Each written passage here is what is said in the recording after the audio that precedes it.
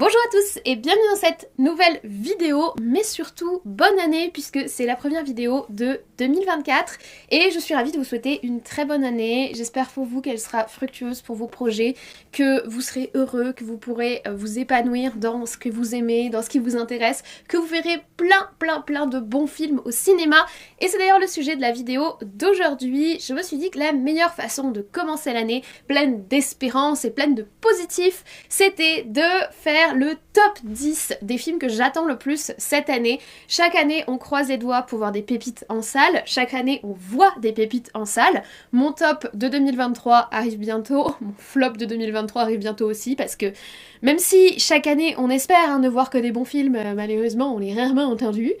Et l'année 2023 a été chargée en films sur lesquels on se questionne, mais le sujet n'est pas celui-ci. Là, on parle positif, là, on parle espoir, et on va donc parler des 10 films et quelques mentions honorables que j'attends le plus cette année. N'hésitez pas dès à présent d'ailleurs à me dire en commentaire quels sont les films que vous attendez, peut-être qu'on aura des films en commun, peut-être que pas du tout. J'ai hâte de lire vos commentaires, n'hésitez pas aussi à mettre un petit like, ça fait plaisir, ça me soutient dans ce que je fais, et ça YouTube a référencé la vidéo, ça vous le savez. Servez-vous un grand café, un verre d'eau, la boisson de votre choix, peut-être le reste de champagne d'hier soir, et nous, on est parti, je vous laisse avec le générique.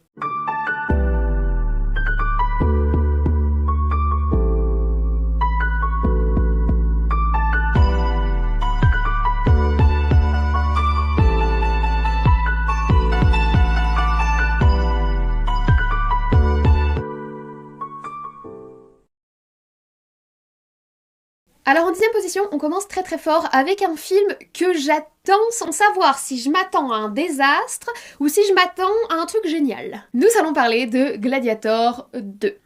S'il y a bien un film sur lequel j'aurais pas misé pour faire une suite, parmi par exemple la filmographie de Ridley Scott, puisque c'est lui qui va réaliser, c'est bien Gladiator. Bon, j'ai pas non plus envie d'avoir une suite de Napoléon, mais c'est un peu trop récent pour en parler. Je vous avoue que faire une suite à Gladiator, qui est quand même un film totalement faux historiquement, mais absolument génial au niveau epicness et au niveau cinématographique, malgré ces quelques petites, voilà, les faux raccords, les machins, c'est quand même un film que j'adore, c'est un film avec lequel j'ai grandi, que j'ai partagé avec mes parents, que j'ai partagé avec mes grands-parents, pour moi c'est un classique du cinéma. Faire une suite à Gladiator, honnêtement, j'aurais pas misé dessus, puis c'est un petit peu dans ce mouvement qu'on a ces derniers temps où on fait des suites à tout et pour tout et tout le temps sans réelle raison. Après, j'ai envie de faire confiance à Ridley Scott, malgré son Napoléon, malgré House of Gucci, malgré certains de ses derniers films qui ne m'ont pas convaincue. Donc ça fait partie des films que j'attends cette année, sans savoir si je vais être en colère quand je vais sortir de la salle ou si au contraire je vais avoir la bonne surprise. C'est une sorte de gros point d'interrogation, mais soyons honnêtes, j'ai une attente. J'ai quand même envie de voir ce que ça va être parce que je suis très curieuse de savoir ce qui va se cacher derrière ce projet. Alors on sait déjà qu'il n'y a pas Russell Crowe au casting, puisque c'est Paul Mescal qui a été annoncé comme premier rôle. Paul Mescal, on l'a vu notamment dans After Sun cette année, qui avait rencontré un grand succès, le film en lui-même. Au niveau du casting, j'ai pas grand chose à dire, et ça m'intrigue. Donc le premier film de ce top 10 des films que j'attends en 2024, c'est un gros point d'interrogation, mais j'avoue, et je l'assume, je suis super intriguée par le projet. En 9e position des films que j'attends le plus cette année, on va parler super-héros. Alors, je n'attends plus grand-chose dans le monde du super-héros. Je pense que vous l'avez compris en suivant la chaîne, c'est un univers que j'ai énormément suivi, que j'ai énormément aimé. Principalement celui de Marvel, mais j'ai aussi beaucoup apprécié des films d'ici. Mais c'est vrai que ces dernières années, je suis quand même très déçue. Et du coup, maintenant, c'est rare qu'un projet super-héros me titille et vienne m'intriguer. Mais ça, c'est sans compter le fait qu'on m'a promis le retour de Wolverine au cinéma. Oui, vous savez de quel film je parle, d'un film qui va sortir le 26 juillet 2023. C'est le film Deadpool 3. Je ne suis pas une fan de Deadpool, mais j'aime beaucoup Ryan Reynolds et j'aime beaucoup le premier film, pas le second. Mais par contre, je suis une fan absolue de Wolverine. Et je trouve que Hugh Jackman est juste parfait dans le rôle et j'ai trop envie de revoir Wolverine au cinéma. J'ai adoré Old Man Logan, j'ai adoré en fait toutes les apparitions de Wolverine de Hugh Jackman, même les films Wolverine, le combat de l'immortel et tout ça qui sont pas excellents, j'ai quand même passé un bon moment parce que j'aime l'acteur, j'aime comment il interprète le héros, j'aime son histoire, son côté torturé, enfin bref, Hugh Jackman au cinéma, pour moi, c'est une énorme promesse. Après les premières images qui nous ont dévoilées de Deadpool 3, je sais pas quoi en penser. Il y a l'air d'avoir un melting pot de trucs que tu sais pas trop ce que ça va faire là.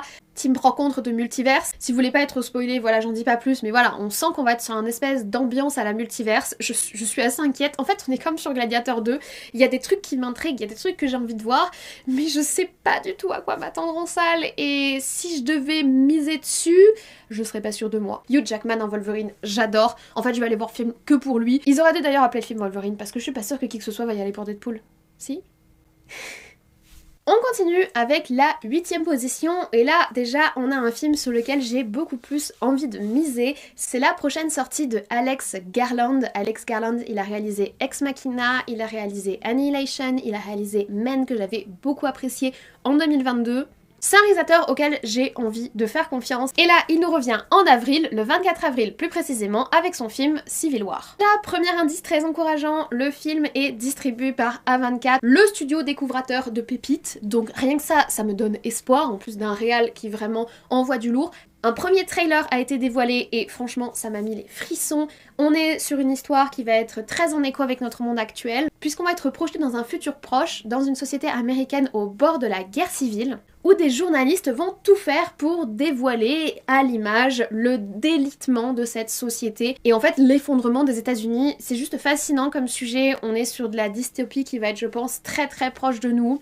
En plus Alex Garland il a une façon très réelle de nous traiter ce genre de sujet dans Ex Machina quand il nous parle du rapport entre l'homme et la machine et entre l'homme et les IA. Il y a vraiment quelque chose d'assez profond et en plus il a une très belle façon de filmer, donc j'ai très très hâte d'être en avril pour découvrir ce nouveau film. 7e position, et là on parle d'une sortie qui arrive tout de suite immédiatement demain, dont certains vont avoir la chance de voir d'ailleurs l'avant-première le 1er janvier 2024, c'est pas mon cas puisque là actuellement je suis paumée au milieu de la campagne et il n'y a pas de cinéma, mais j'ai très très hâte de voir ce film au cinéma, c'est Pauvres créatures. Déjà, le premier rôle est incarné par Emma Stone. J'adore Emma Stone, les bandes annonces m'ont juste scotché à mon siège. Ça fait à peu près 2 mois que les bandes annonces passent au cinéma, sur grand écran, en plus c'est encore plus beau. Je suis fascinée par ce film, je suis fascinée par l'esthétique qui va nous être proposée, par le sujet qui va être abordé. On est un petit peu sur une thématique à la Frankenstein revisitée, j'adore. On va avoir un travail sur les décors qui a l'air sublime, on va avoir un travail sur le noir et blanc qui a l'air sublime, on va avoir un univers qui a l'air complètement échevelé, un acting de Emma Stone que j'espère au sommet. En plus on a également Willem Dafoe que j'adore. Et en fait, dans ce film, Bella, qui est donc incarnée par Emma Stone, est une jeune fille qui a été ramenée à la vie par un espèce de savant fou, le docteur Godwin Baxter. Et Bella, en fait, elle est très innocente et elle va quitter la maison de son maître et suivre un espèce d'avocat un petit peu débauché pour découvrir le monde, en faisant fi de tous les préjugés de l'époque et de l'univers qui l'entoure à ce moment-là. Ça m'intrigue énormément, ça a l'air très intéressant, ça peut être très puissant au niveau des messages, très puissant visuellement aussi. J'ai vraiment trop hâte de le découvrir au cinéma, ça va être, j'espère, ma première pépite de l'année 2024, en tout cas, vivement le 17 janvier. En 6e position de mes grosses attentes de l'année, on poursuit avec de l'animation dans l'univers de Lord of the Rings. Ça, c'est un projet qui m'intrigue beaucoup, on a commencé à en entendre parler début 2023.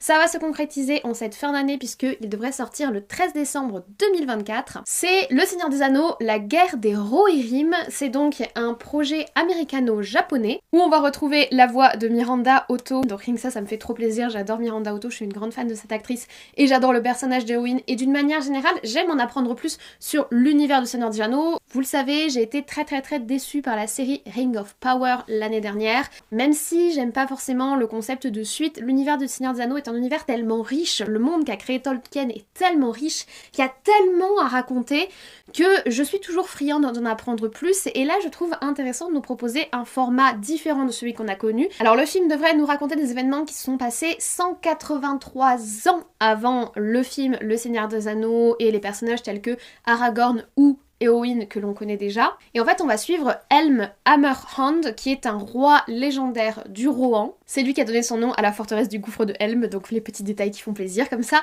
Et on va suivre surtout la bataille qui va l'opposer au peuple du pays de Dain qu'on appelle les Dulengdin. Franchement je suis super intriguée, je suis assez optimiste pour le projet. J'aime l'idée que ce soit en animation, j'aime l'idée d'en savoir plus sur le peuple du Rohan qui est le peuple auquel je suis le plus attachée dans l'univers de Tolkien. Alors, je les aime tous, hein, franchement, j'adore tous les personnages et je vais en apprendre plus sur toutes les facettes de l'univers, mais s'il y a bien un peuple auquel je m'identifie le plus, c'est les cavaliers du Rohan, ce peuple d'éleveurs de chevaux. Donc j'ai trop hâte d'être en décembre, on croise les doigts pour que ce soit pas une déception comme Rings of Power, vivement que ce film sorte. Et pour la 5e position, on continue avec de l'animation puisqu'on va parler Disney Pixar et on va parler de Vice Versa 2, la suite du premier film. Alors Vice Versa est sorti en 2015, il avait été suivi par un petit court-métrage, Le Premier Rendez-vous de Riley. J'ai adoré Vice Versa, c'est un film qui est très novateur, très intelligent dans sa construction, les personnages sont archi attachants, sauf Joie. Je ne supporte pas Joie, elle m'insupporte, mais Tristesse est géniale, Dégoût est une queen parmi les queens, et je trouve que la façon dont c'est construit, la façon dont ça nous explique les émotions et le monde de l'enfance, c'est extrêmement touchant, extrêmement intelligent, on est vraiment sur du Pixar de très haute qualité. Et honnêtement, je m'attendais pas à ce qu'ils fassent une suite. D'autres petits courts-métrages, les courts-métrages Pixar sont assez connus, mais je pensais pas qu'il y aurait un 2. Et à la base, quand ça a été annoncé, j'étais pas super convaincue, mais la bande-annonce m'a fait complètement changer d'avis. Le fait qu'on ait des nouvelles émotions qui arrivent, notamment Anxiété qui a été dévoilée dans le premier trailer, ça m'intrigue, ça m'intéresse. En fait, j'ai envie de savoir un petit peu qu'est-ce qu'ils vont aller chercher.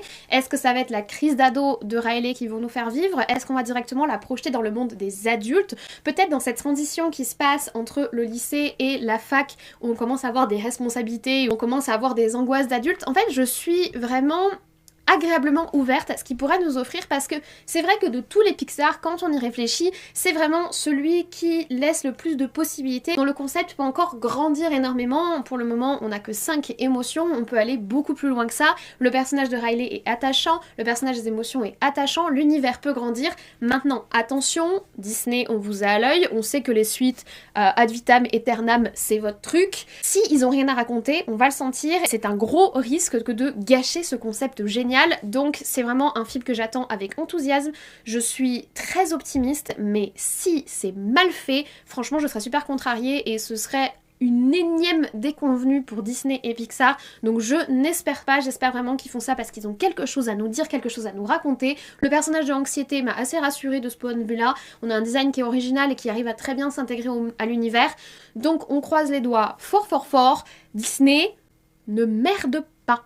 Et nous en sommes déjà à la 4e position, et je pense que je ne vais pas vous surprendre en citant une sortie très attendue de cette année, dont les premiers trailers et les premières images, la première affiche ont été dévoilées assez récemment, La Planète des Singes et Le Nouveau Royaume.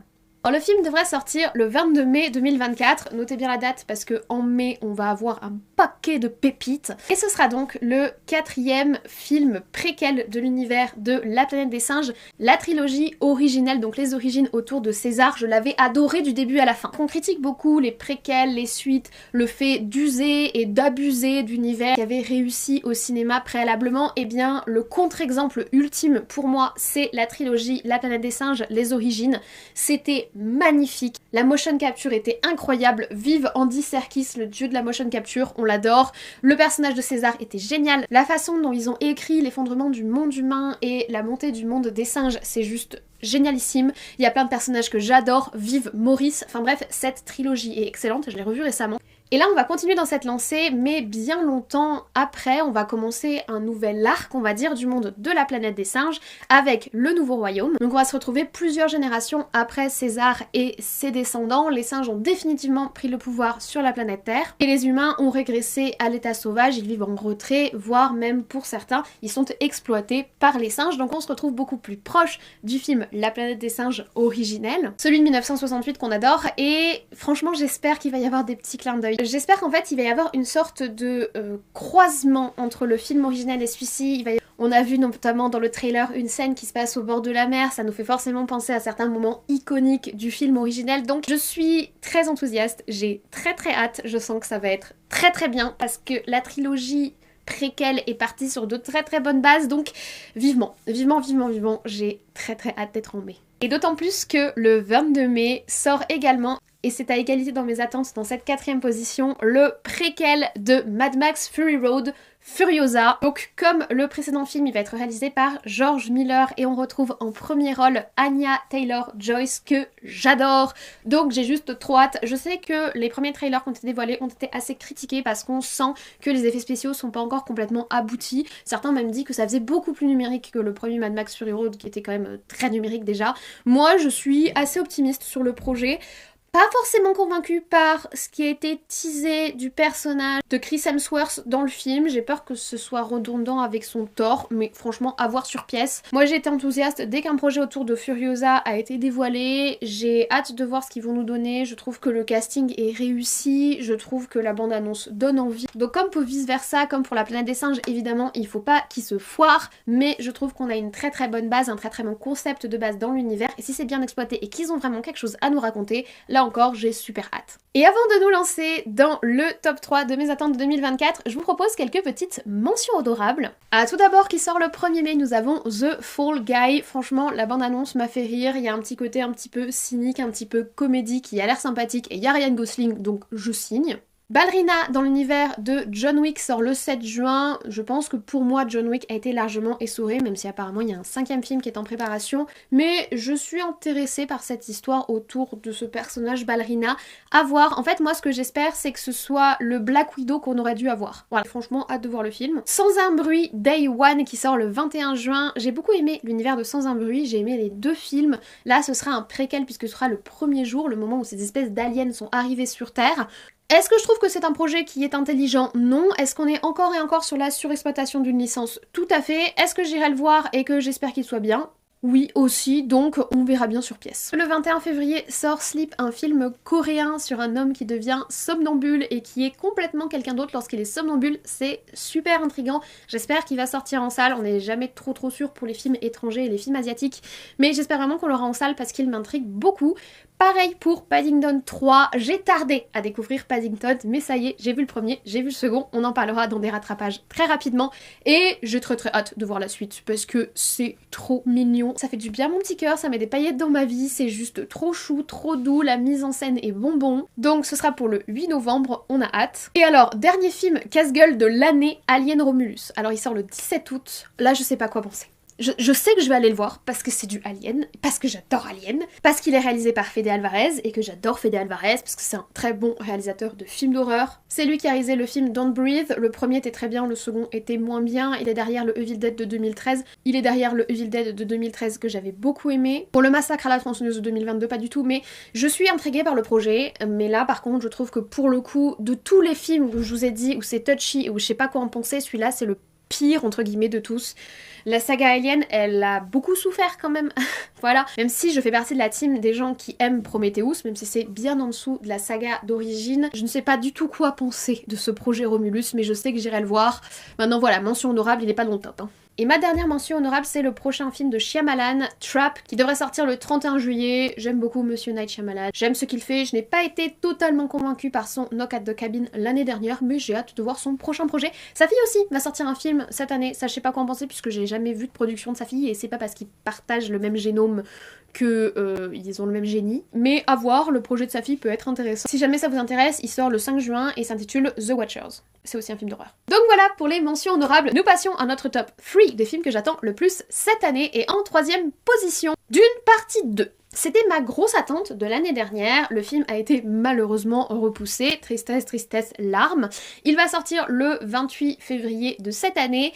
Et le fait que l'attente ait été prolongée a baissé mes attentes. Je sais pas si ça fait sens pour vous, mais en fait, le fait que le film ait été distancié et que la durée entre le premier film et celui-ci se soit étendue et que j'ai eu le temps de revoir plusieurs fois cette année, ça a amoindri mes attentes. Je saurais pas trop vous dire pourquoi ou comment, je pense quand même que ça va être un très bon film, j'ai quand même très hâte de le découvrir, mais c'est plus le film que j'attends le plus, tout simplement parce que je crois que j'ai été juste très déçue qu'il soit décalé, je comprends, il y avait la grève des acteurs, machin, tout ça. Ça m'a un petit peu piqué dans mes attentes, mais j'ai quand même très hâte qu'il sorte. Donc après, le projet, je pense qu'il n'y a plus à le présenter, on va retrouver la même team que pour le premier film. Denis Villeneuve à la réalisation, Hans Zimmer à la musique, Timothée Chalamet comme acteur principal, Zendaya comme actrice principale à ses côtés. Dans ce second opus, on va aussi avoir Austin Butler que j'avais beaucoup aimé dans son film Elvis et Florence Pug, que j'apprécie aussi beaucoup, sauf dans son rôle dans Marvel qui est vraiment pas très bien écrit, mais sinon c'est une bonne actrice.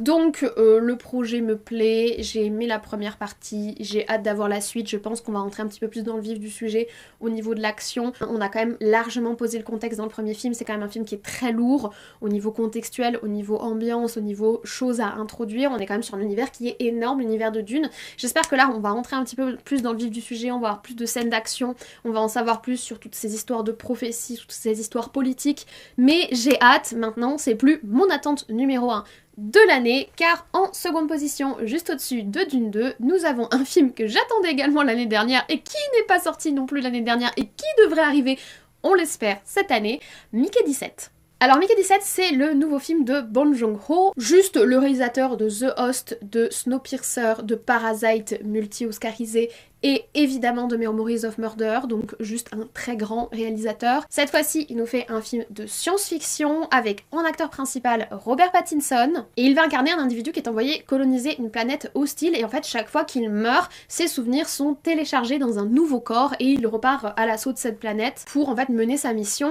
Et dans le film, c'est la 6e fois qu'il est mort et donc la 6e fois qu'il est en quelque sorte réincarné dans ses nouveaux corps. Et c'est donc Mickey numéro 7 qui va commencer à prendre conscience de la réelle nature de sa mission.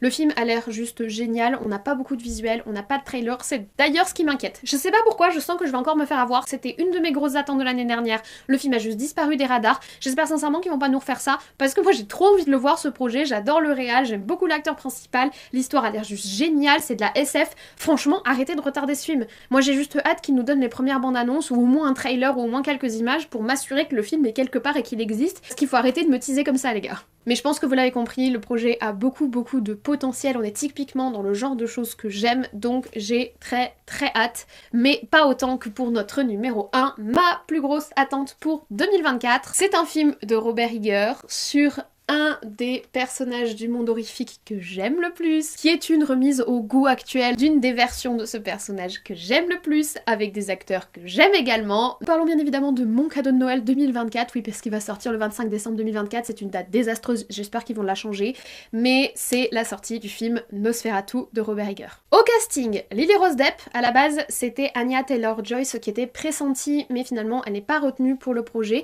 Après Lily Rose Depp correspond à l'esthétique de Robert Eggers et je trouve qu'elle colle assez bien au personnage qu'elle va incarner, donc why not. En premier rôle, nous avons Bill Skarsgård. On a aussi Willem Dafoe, cœur sur lui, je l'adore. Nicholas Hoult et Aaron Taylor-Johnson. Je crois qu'ils ont mis tous les acteurs que j'aime. Il y avait eu Anya au casting, ça aurait juste été le melting pot de tous les acteurs que j'apprécie ensemble dans le même casting, donc rien que ça, c'est juste beaucoup trop motivant. Et c'est donc un remake du film Nosferatu de Murnau, qui était lui-même une adaptation non officielle du roman Dracula de Bram Stoker. C'est pour ça que le film ne s'appelait pas Dracula mais Nosferatu. Et franchement les premières images sont juste incroyable, j'ai juste trop hâte, ça donne trop envie. Qu'est-ce que vous voulez que je vous dise? Ce projet, c'est vraiment la pépite de mon année. Si ça c'est raté, mais je vais pleurer jusqu'à la fin des temps. Mais j'aime beaucoup l'esthétique de Robert Eggers, je sais que tout le monde l'apprécie pas, il a une esthétique extrêmement mythologisante, extrêmement héroïsante, et totalement irréel, mais moi j'aime vraiment beaucoup la façon dont il filme. Son film The Lighthouse, je l'adore, mes deux préférés restent cependant The Witch et évidemment The Northman, et j'ai juste trop hâte de voir ce projet. Franchement l'année 2024 ça annonce trop bien, je ne sais pas ce que vous en pensez, mais j'espère vous avoir donné le smile et vous avoir motivé à commencer cette année avec l'énergie, le bonheur et la joie, parce qu'on sait qu'on va voir de très bons films cette année. Oui il y a des suites, oui il y a des remakes, oui il y a des préquels, oui il y a des séquelles, oui on en a marre de voir un peu toujours les mêmes choses, mais ça veut pas dire qu'il faut rester fermé. Moi je pense que dans ces films dont je vous ai parlé, il y a des projets qui valent le détour, que ce soit des projets originaux, que ce soit des suites. On a des réals qui vont envoyer du pâté, on a des acteurs que j'ai trop hâte de revoir à l'écran. Je suis super enthousiaste pour cette année qui s'annonce, j'ai hâte de m'asseoir dans les salles obscures pour voir tous ces films. Le premier d'entre eux, ça va être Pauvre créature, donc vivement le 17 janvier. Écoutez, je suis ravie d'avoir fait cette petite avant-goût d'année 2024 avec vous. Je vous réitère mes vœux pour cette nouvelle année. Je vous souhaite tout le bonheur possible, la santé évidemment, la joie auprès de vos proches, et d'ailleurs en parlant des proches, regardez qui vient nous faire un coucou, qui vient souhaiter la nouvelle année mon doudou. avec la nouvelle année de King Sirius qui fait la gueule évidemment. Donc voilà, bonne année à tous, n'oubliez pas le petit commentaire qui fait plaisir, le petit like qui fait plaisir, le petit abonnement si ce n'est pas encore fait pour qu'on suive cette année tous ensemble. N'hésitez pas à aller me suivre sur mes réseaux, sur TikTok où je rattrape des films avec vous dont j'ai pas le temps de vous parler, sur la chaîne, sur Instagram où je suis présente tous les jours en story et sur Twitter où je suis présente tous les jours également pour commenter l'actualité cinéma. Des fois on réagit à l'actualité etc. Donc n'hésitez pas à me suivre là-bas. Donc voilà, j'ai hâte de passer cette nouvelle année avec vous, mais pour le moment je ne vous embête pas plus. Je vous souhaite une très bonne journée, une très bonne semaine, de très bons visionnages. Vivement la sortie de tous ces films qui me font envie. Et en attendant, prenez soin de vous, je vais essayer d'en faire de même. Et nous on se dit comme toujours, à très vite.